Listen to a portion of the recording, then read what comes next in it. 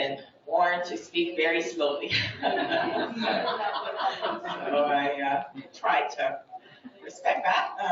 So first, forgive me for just presenting a few basic slides on what we do in program evaluation. I first just want to say, what do we mean by impact of program evaluation? Estimating impacts of social programs or any type of program. And when we estimate impacts, so I had promised, I think these are the only equations in the whole presentation. What we mean very specifically by impact, what we would like to measure for people who participate in the program. We would like to measure impact comparing what happens to them when they participate in a program versus what would happen to them if they didn't participate. So that's the kind of the mental exercise that we have in program evaluation. So in the equation, what we want to estimate is for those people who do participate, we want to estimate what their result would be under a world of treatment versus their result without a treatment. So right away we come to the famous evaluation problem that we can't observe people who participate in the program, can't observe what would have happened to them if they hadn't participated, and we call that the counterfactual. So in terms of the equation, we don't observe y0 for those who. All right, so in the picture, what we have, so it's just models what I just said. So if the yellow line are people who participate in the program, maybe we observe them, what they do before the program and after, but we don't know what would have happened to them without the program. So that's modeled by the blue line, the counterfactual. And so, it's very easy to estimate, to observe data for program participants under the program. But what we don't observe is what would happen to them if they didn't participate. So that's what we have to estimate, counterfactual. And that's really kind of the key in program evaluation. So how do we do that? So we do that by selecting a group which is not affected by the program, and we use them to measure, to estimate the counterfactual. So experimental evaluations, what they do is they use random assignment, usually eligible beneficiaries, and they're randomly assigned to treatment and control versus non-experimental evaluations, which will argue that a particular group under certain conditions can replicate the counterfactual. Okay, so the kind of the main concern with estimation is avoiding selection bias. And selection bias is just that people who participate in programs are normally different from those who don't participate for many reasons. Programs are often only located in certain geographical areas. Many are means tested, so you have to qualify to low income or other conditions to satisfy to participate. And also participation is voluntary. When if we don't pick our control group, our comparison group, then we can have selection bias. And so what that means is that our comparison group, in the absence of the program, is not very comparable to the treatment. That's what we have to worry about in choosing our method of evaluation.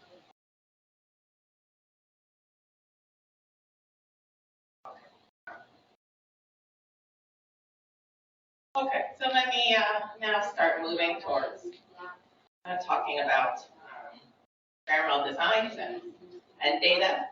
And so experimental designs, so where you randomly assign people to different groups to treatment and control. They have a long history in medical studies. They've also been used in developed countries, the US and Europe, to evaluate impacts of government programs like job training, and they've been used for decades there. And kind of experimental designs are really now kind of, it seems like they're having that's sort of on everyone's minds and development.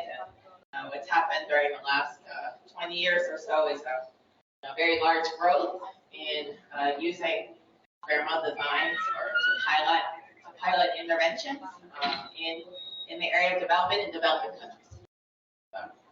The settings are new, not so much the methods. And so now there's all these pilot interventions using experimental design to try and figure out what works, with the idea to potentially scale up to larger programs that help promote development in developing or poor countries. So we have the great example in Mexico, Prospera, which was previously called Oportunidades, which was previously called Progress, is an early example in this literature. And then we also have the Poverty Action Lab, who's been promoting all these sort of small scale interventions. One very famous one you might have heard about was in the news. It's an older study, but it's been in the news a lot recently. But Ted Miguel, and Michael Kramer, their piece on impacts of dewarming in Kenya. And the typical when they're the Prospera evaluation is a much larger evaluation in the sense that call it a pilot, but it's an early example of a program that was evaluated in experimental design and scaled up. And so, but the typical small-scale pilots that lots of people are doing that nowadays have small, they're small. 75 schools, this paper on worms, which are allocated to 2 treatment groups and control local area. Okay, so why just state the obvious, why do people like experimental design so much? And the reason is, when they're done well, and I'm going to skip a lot of the operational details. So if they're not done well, they have just as many problems as non-experimental designs. When they're done well with a reasonable sample size, the idea is they provide a very good estimate of the counterfactual. So a randomly assigned control group gives a good estimate of the counterfactual, and so allows us to provide unbiased estimates. Okay, so here's just a picture to distract from all the words, but just what a random assignment would look like. I want to say about picture.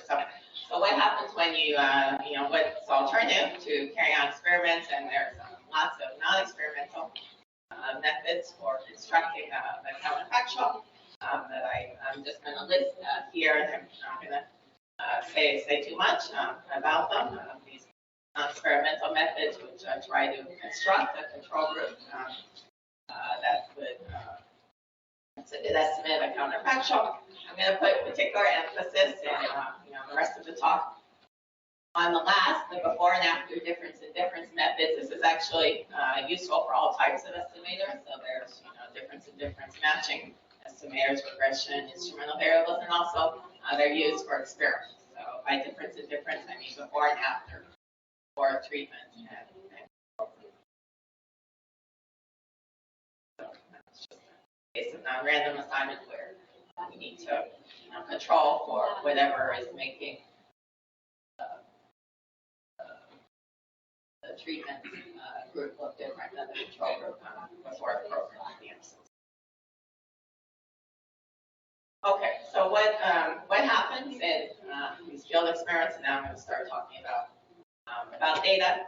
So for evaluations, these small scale type pilots, how does it work? How does the data collection work? So usually the experiment doesn't last too long. So it's maybe a year or two, and the program may end. The researcher ran out of money to keep the program going, or sometimes the government can step in. This happens. Sort of the model of Prospera. The control group becomes a treatment group, so you also lose your experimental design, not because the program ended, but because the control group also became treatment. So lots of these small experiments are focused in a local geographic area. So it's saying, small sample of schools, and they're not usually nationally represented, but maybe in one or two states. Most of these experimental evaluations focus on short-term impacts. So the idea is you would have baseline data. So if your experiment's well done, you might say, well, why do you need it? First, well, you certainly need the baseline data to check whether your experiment is well done. And of course, it also provides a baseline for what the population looks like before the program started. Longitudinal data, one or two follow-up rounds, and these data tend to focus on impact indicators of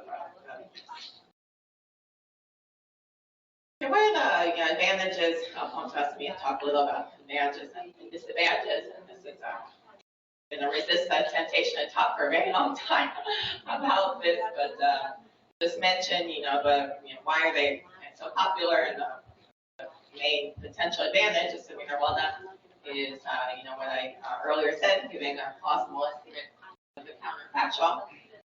They do have an important disadvantage that Angus Deaton, the recent Nobel Prize, is very vocal about voicing, and that their impacts are only valid for the population studied, and said, in a local example, do the impacts of the Prospera program in rural Oaxaca tell us anything about the impacts in Guadalajara, and not clear they do.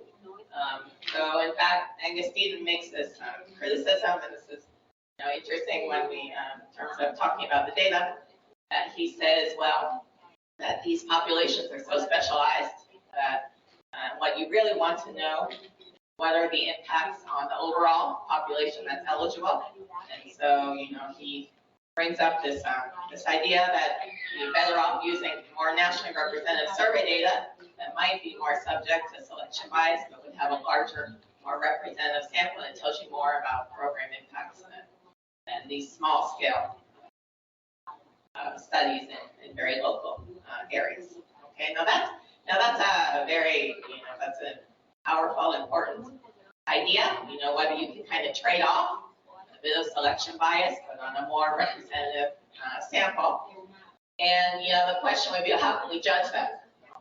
How can we measure that? And that's a pretty tough question. But here's maybe a way of looking at it. And so here's a question.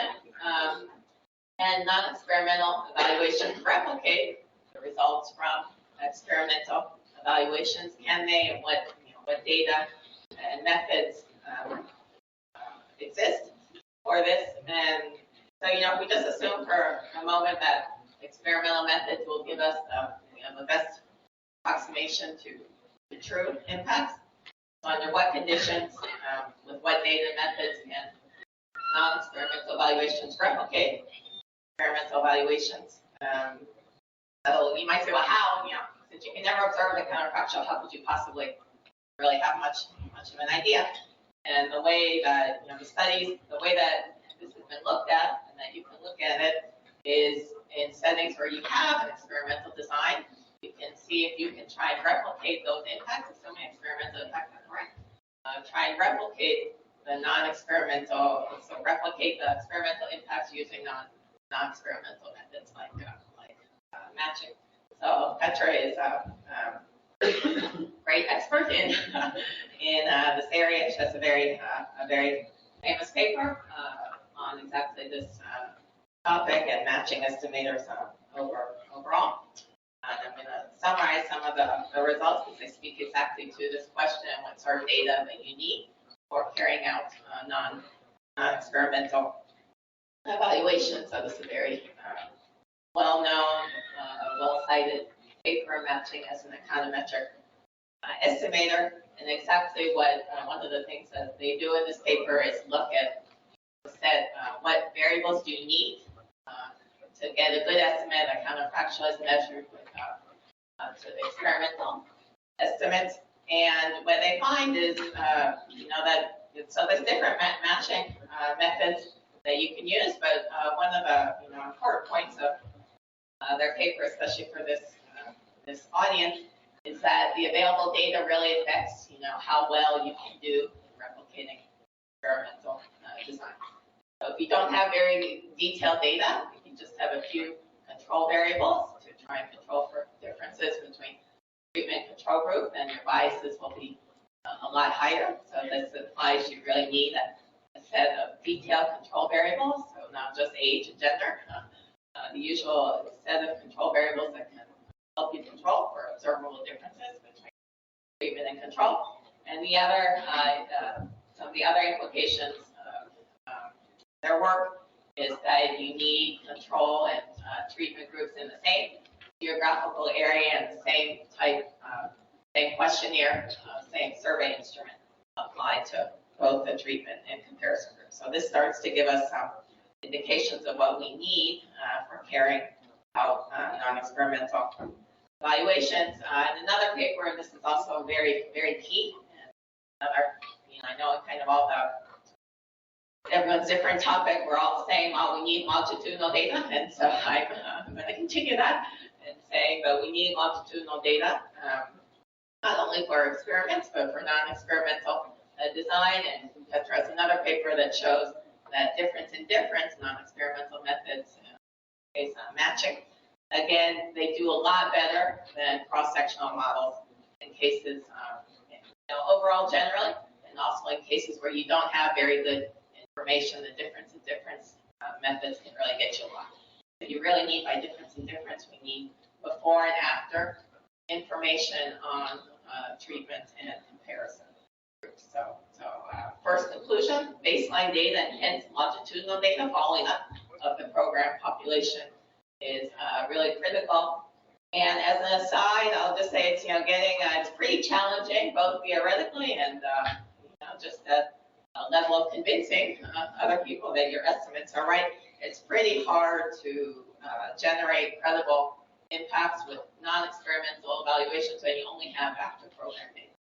You really need this longitudinal dimension to be able to measure program impact. You need it for experimental evaluation as well, because you need to be able to justify or show that your experiment is well. Okay, so conclusion, we need longitudinal data. So what can go wrong with experiments and data collection? A lot of things that can go wrong, but a pretty big one is selective attrition. And so, attrition is always a problem in longitudinal data. We've been hearing a lot about that in the seminar. But it's maybe worse with program evaluation, because you don't just have the problem of overall attrition, but you have the problem of selective attrition. So often programs affect probability that you stay in the sample, that you can be found later on and interviewed. So it's very common. It's really a big disaster in experiments, and it really applies when you have selective attrition that the program predicts who is interviewed, and you're really back in the non-experimental world of impact evaluation. And let me just say, even attrition, which is not selective, is a big problem in program evaluation because impacts will only reflect. So when you have a program, you want to estimate the impacts on the entire beneficiary population. But if you only manage to interview half of them, then your impacts will only reflect those that you've interviewed. And usually it's not random who leaves the sample. And it can be, your impacts can end up being on those that are least affected by the program or at least the least interesting population. I'll give an example from the evaluation of youth beneficiaries in the conditional cash transfer Prospera in rural areas. So this is, a very famous, well-known evaluation, as I was mentioning earlier. So there was a randomly assigned treatment and control group at the beginning of the Prospera program back in 1997. And so, this is a very famous evaluation. And Dr. Petra and I just wrote an article that's coming out in the Journal of Economic Literature summarizing all the short-term studies. There are over 100 looking at different effects of the program on education, health, expenditures, women's status. There's a million studies published in excellent economics and health journals. So, but one of the key questions of the Prospera program is not just the short-term impacts, which are important, but what happens in the long term. So because this program has the objective of trying to break the intergenerational cycle of poverty, and so the idea is kids get more education when they're young because of the cash transfer, they have to go to school for their parents to get the money. So later on, do they get better jobs because of having more education? Now that's a very interesting question. One of the initial motivations of a program like this that paid kids basically to go to school.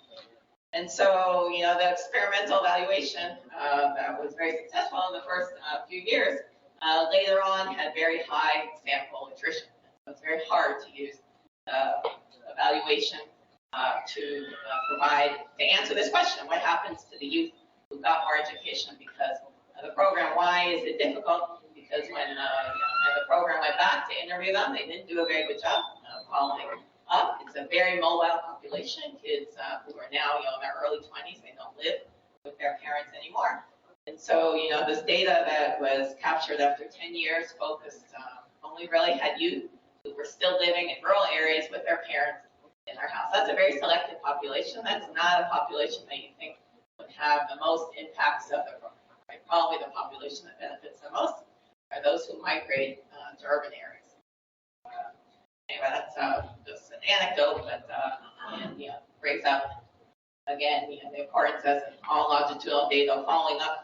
So, with the perspective of program impacts, if you don't follow them up, then you have a very biased, you have a partial view of program impacts because you only know the impacts for those who you can influence. Okay, I'm going to talk about, I'm going to focus on longer term program impacts and talk about data requirements, although these are also apply this to short term program impacts. This idea of what are the longer term impacts of programs, I would argue that's equal importance in the short term or initial impact evaluation. You need both. You need to know whether the program is working initially and whether these impacts that you might observe in the short term hold up over time. So there are at least two questions associated with longer term evaluation. So do initial program impacts hold up over time? So for instance, in the case again of Prospera, there was an increase in the growth of very small children relative to control children before age 2. So that happened after a year after the program. But so do we know that that's a permanent effect, so that treatment kids are going to be taller always as a result of having participated in Prospera, or will the control kids catch up? Because then they start receiving benefits as well. That's an example of why we need to look at longer term impacts. And also maybe you're, in the short term, your interest was, okay, did more kids go to school? But in the long term, what you might be interested in is whether that leads to higher wages. And so you need a long-term impact for that to look at impacts on other variables. Even at an international level, it's surprising how few studies of long-term. Those are the progressive kids protesting. Not true that they're not going to have higher wages. Okay. So there are really very few studies. It's amazing. Lots and lots of pilots of short-term impacts, but we have very few studies of long-term impacts, almost none in Mexico. The ones that are relate precisely to Prospera. It is a growing literature, and so now what I'd like to talk about is what data you need to carry out long-term evaluations. And here I'm going to give for each type of data, I'm going to give an example, one or two empirical studies. Okay, so what are the alternatives for doing longer-term impact evaluations? And so for experimental evaluations, well, you can do a follow-up of original evaluation samples. You have the issues, as I was mentioning with Tricia, you can have the issues for older populations of mortality. Here are a couple examples of studies where the programs were evaluated in the short term and longer term impacts were estimated. A paper with Petra and Jerry looking at longer term impacts on education and trying to get at this issue of whether kids, not whether they have higher income, or whether they start to get better jobs because of the higher education of opportunity. To have this a follow-up of the WORMS paper, followed up with kids who had received these anti-parasite medication, whether they had long-term impacts on health investment. I'm going to mention a bit more detail. Long-term evaluation is a very famous one. It's getting all sorts of sites in the media by Heckman and colleagues from Chicago on the Perry preschool program. This is I was thinking when all these examples I've chosen are these amazing examples of 40 years of data, and maybe in Mexico we want to start a little bit lower our expectations that we're not tomorrow going to have 40 years of longitudinal data. But just to give an idea of what can be done. So the Perry preschool program targeted, it's a very complete set of services provided to children in preschool. Targeted, very specific population, African American children with low IQs, really one of the most disadvantaged population. It's amazing. It's very small. So 123 participants.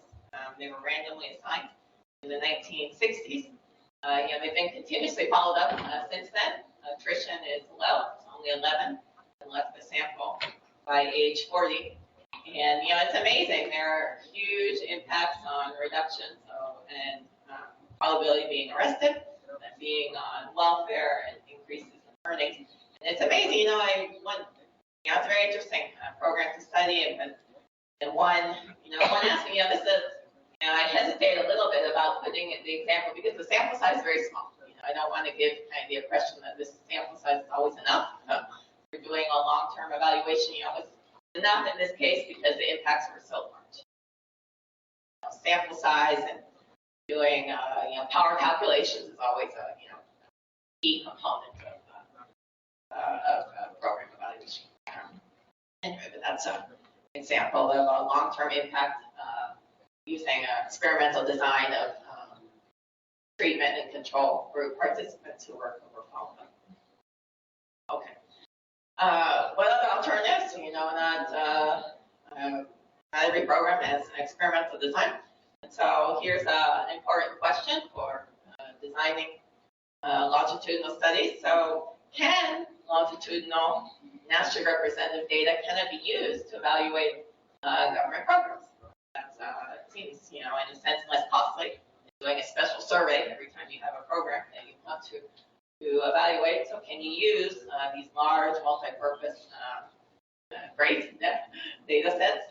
For instance, we have these large programs in Mexico, so we're Popular, Prospera. And do we have nationally representative data that can be used to evaluate? But maybe the data wasn't designed with the idea or the only idea of evaluating these programs, but can they be used to do non-experimental evaluations? And in general, for large programs like they were Popular, Prospera, yes. And this is mainly because they both have sufficient observations of beneficiaries, in large part because the programs are big, and so that there are a lot of observations in the data, and you have a longitudinal aspect. The opposite of that for small programs, you probably won't have enough program participants.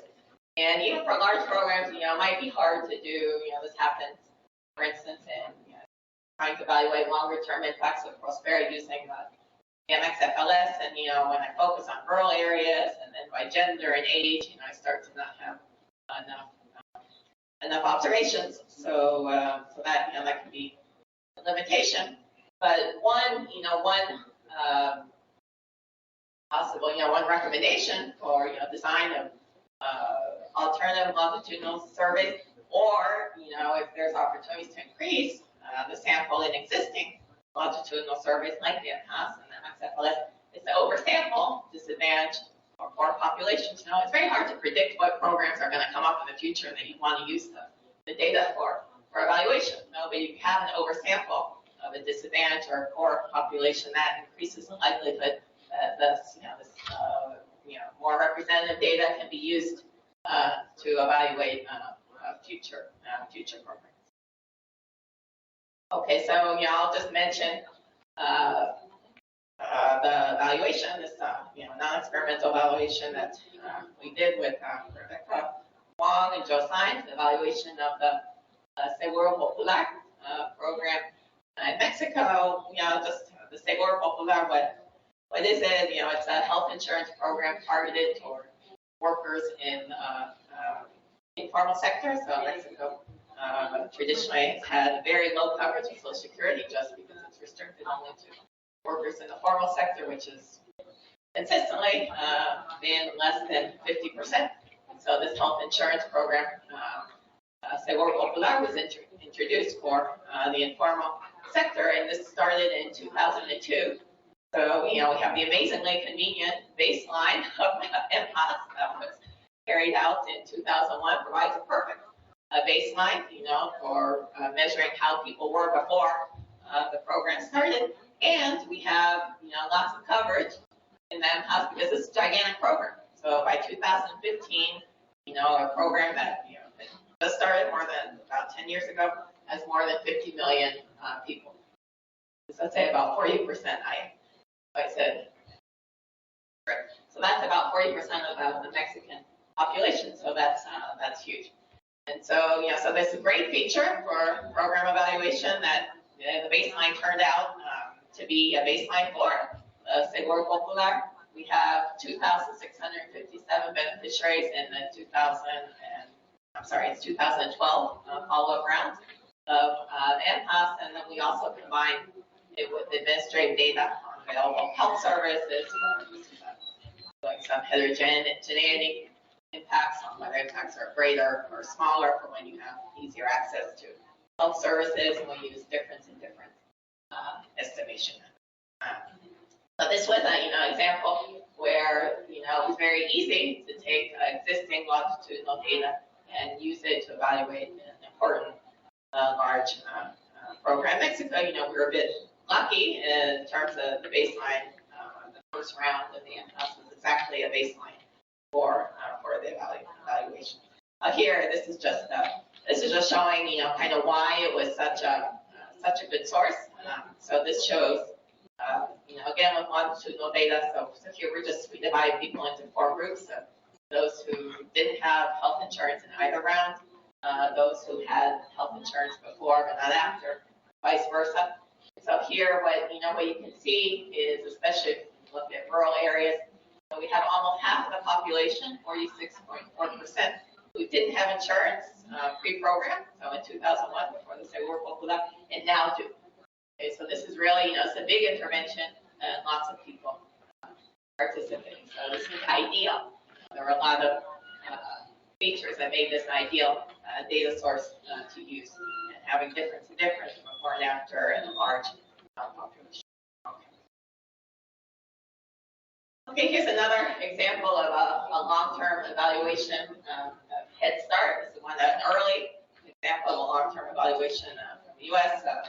A study of long-term impacts of Head Start, which is an early childhood program for poor kids, and using the NLSY, so a very well-known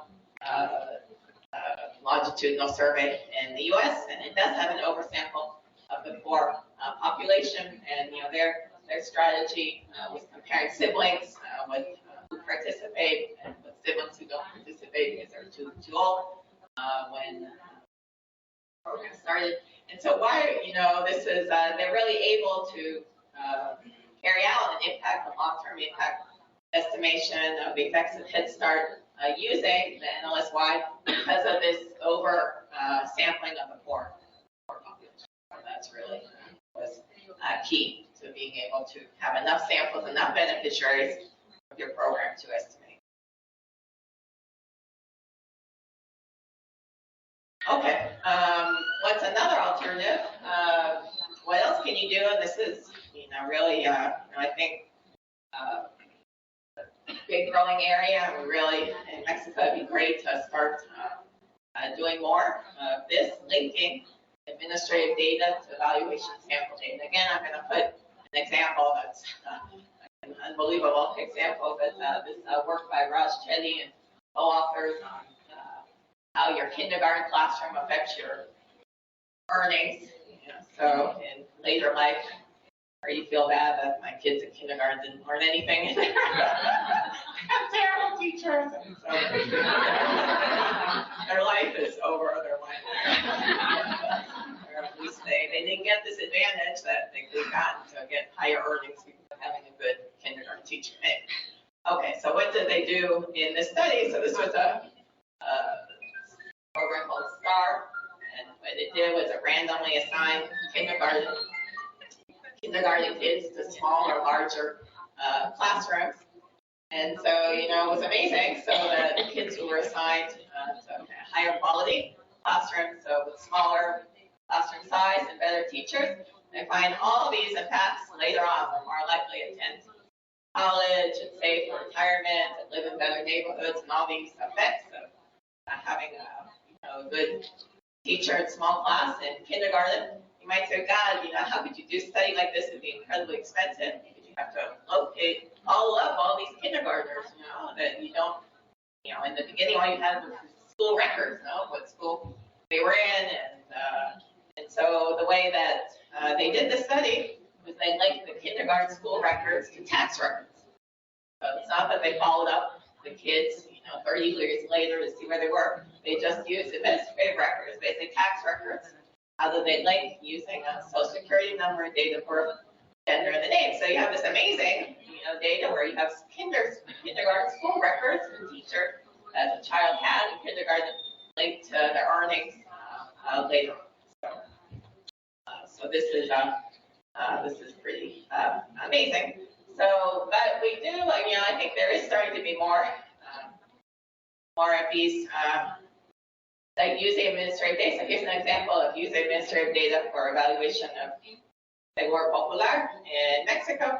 And so, like I said, the Seguro Popular is only for workers in the informal sector. And so this has created a small literature on asking whether this is actually create incentives for workers to choose informal sector jobs over formal sector jobs. So there's a study of this. Raimundo was here yesterday, and so he's one of the authors on this paper. I'm sorry that it's just awful yellow, and I just, I couldn't get that yellow font to go away. I don't know why, but anyway.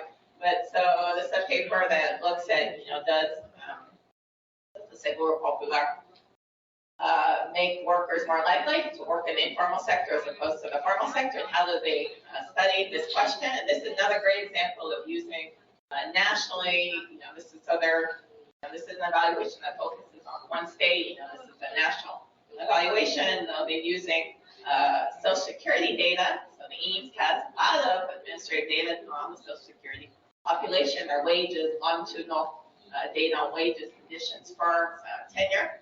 And so, they merge that data with administrative data on the number of Seguro Popular beneficiaries to study this question. So this is a great example of using administrative data to carry out program impacts. Okay, so I'm going to conclude just with some, a few tentative conclusions and possible suggestions for data summary. So, no way around it. Longitudinal data before and after is a must for getting credible program impacts, both for experimental and non-experimental methods. With respect to household level surveys, I want to push a little this idea of oversampling for populations, either within existing longitudinal surveys or for the future forthcoming longitudinal surveys. That's going to help increase the probability of having sufficient beneficiaries of disadvantaged populations of existing programs and new programs that will come up. Or why not? Wish list.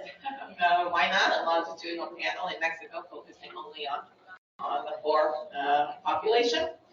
I think that really, there's, I know all the, lived here a long time. I know all the defects. The CURP, nobody can remember. So the CURP is a kind of approximate to a Social Security number in Mexico. Everybody's supposed to have a CURP. Nobody remembers their CURP. It's a real problem, but here, we're starting to have a national number. So, I think there's really, we can start taking further steps of linking administrative data, tax returns, or other administrative data. EADS has years and years of health clinics, results, and health outcomes that could be potentially linked to individuals. So I think, real need to really start expanding in this area of linking administrative data to household data. I'll just mention the CURP can be looked up on the internet. I don't know if this is a violation of privacy, but anybody can look up somebody's CURP just with their name, where they were born, and their place of birth. And finally, the issue of sample size. I haven't focused on that really in this talk, but that you got to do your power calculations, and it's worth investing in longitudinal data with extra observations. You need usually a fairly large sample size unless you're pretty sure your program will have large impact. So I'll stop there. Thank you.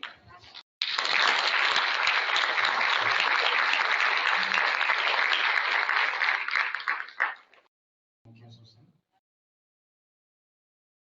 Yeah, thank you. Okay, so I will open floor for questions. Anyone?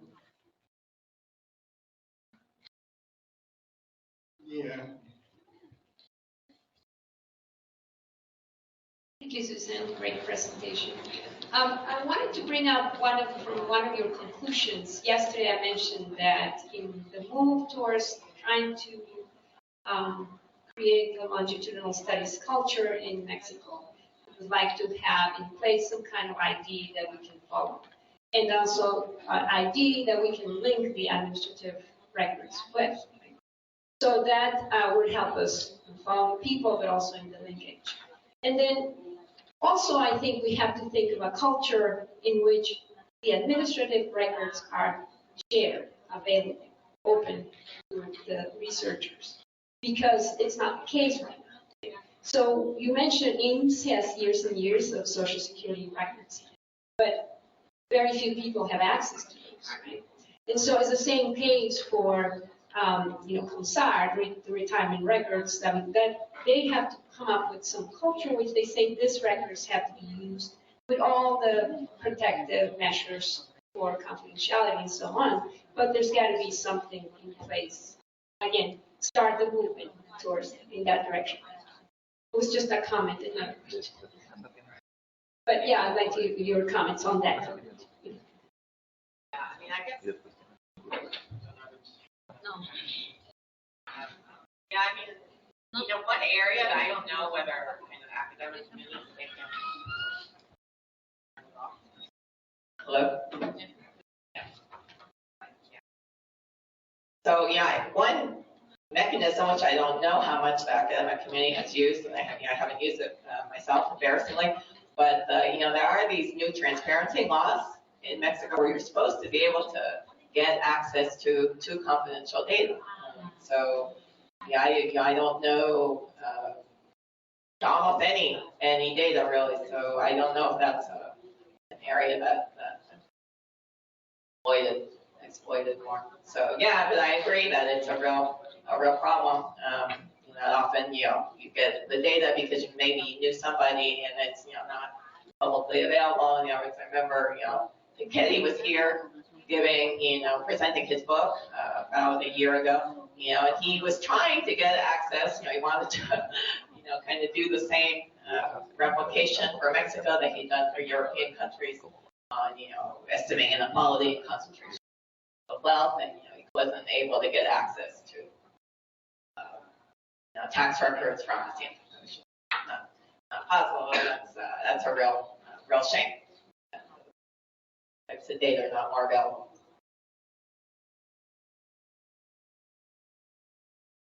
I have to say that also, in the same vein, education records and property of general director in some place in the, Secretary of Education. So I think we need to move forward on that. Okay, another question. Yes.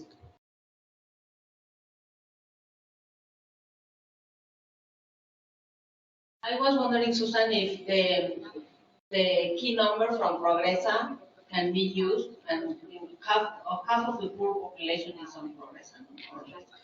So how these numbers have been used in the past, or how do you think they may be used? Yeah, you're right. They do have an administrative number. Yeah, I didn't put that on my slide.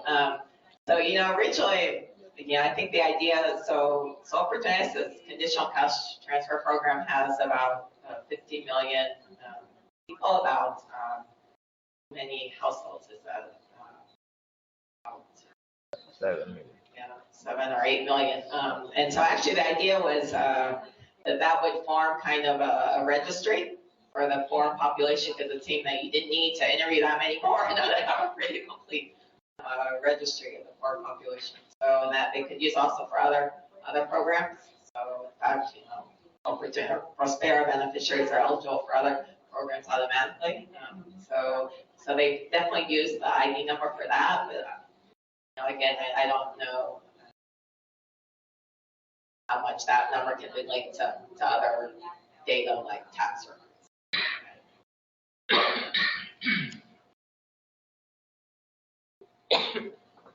There is time for another one. Yes, listen.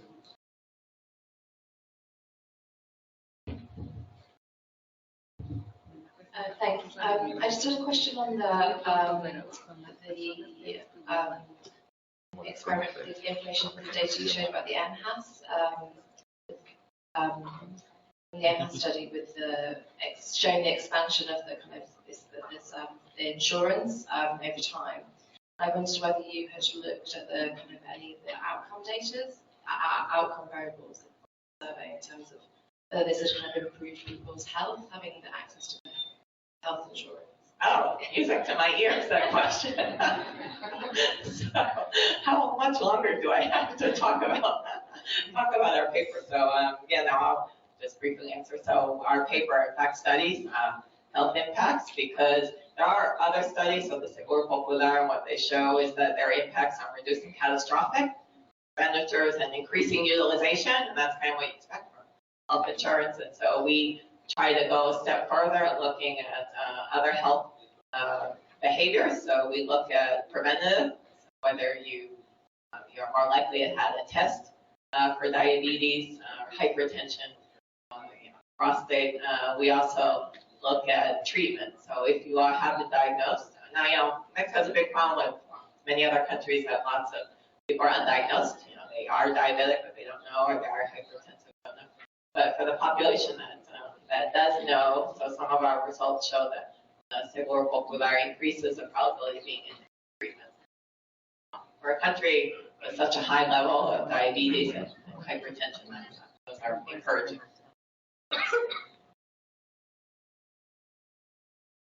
Yes, Hector. I wonder if you have looked at differences between regions, say between the urban area and the rural area, and also the geographical regions and at the state level, in coverage and, she said, in health outcomes and utilization regarding Seguro Popular. The sixth study. Yeah. So we looked at impacts by separately for rural and urban areas. So the impacts tend to be larger in rural areas. That's what you expect because that's where the increases in the covered population with insurance are greater. Although we do find something interesting in rural areas where impacts are, so they're higher in rural areas, but then when we disaggregate rural areas into some rural areas in Mexico have almost no health services available. So when we disaggregate into areas with kind of good health services versus not very many health services measured by number of doctors, we find that the impacts are greater in areas where they have better access to services. So that the impacts really work for a population that didn't have health insurance, and furthermore, not that far away from health services. That's where it seems that there's larger impact. And I'll just say, and this is more of a program evaluation issue. One challenge for the Seguro Popular, it's introduced in a context where there are other alternatives to health insurance. It's not, with or without health insurance. There are other possible health insurances. There's Social Security, and so focusing on rural beneficiaries is kind of helpful because it's a population that has fewer opportunities for alternative health insurance. So it's easier to isolate the impact versus not having access. Yeah, so this is not like a question, it's more like a comment, no? So Susan mentioned the huge literature that there is about Prospera, Progresa, Oportunidades. There's also a huge literature now about the Seguro Popular, and most of it is because there is the data to do that, no? And there are tens of programs here in Mexico, no? In the Coneval has a list of all the programs, and we don't know much about most of them because we don't have the data, no? If there were longitudinal studies, we could be doing much more research about all those programs. So that's just my. Thank you very much, Carlos. I was. We're like the drunk man, not looking for his keys just under the light because that's where he can see. There's so much we can do. Yeah. So there's, I suppose you would say in the language of economics there is kind of indigenite in terms of how much work has been done, how much data we got. Other question, please. Is that it? Okay. Maybe just a comment on what you just said. For example, in the Colombian survey, we had reports of social programs from the people that are surveyed, and they don't really know which of the programs they're receiving, the names of the programs.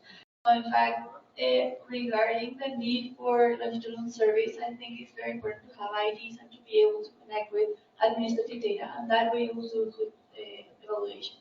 So I think we need here in Mexico and in other countries, like the linkage of these two things in order to do good evaluation. Yeah, that's also kind of very nice comment because, and I think in the talk of Susan, she was talking about, the linkage kind of agenda. I think that's very important. But we don't really need to get access to those administrative records.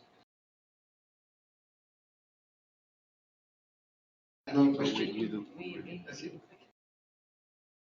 Okay, so we're going to have a long break. Thanks to Susan. Please.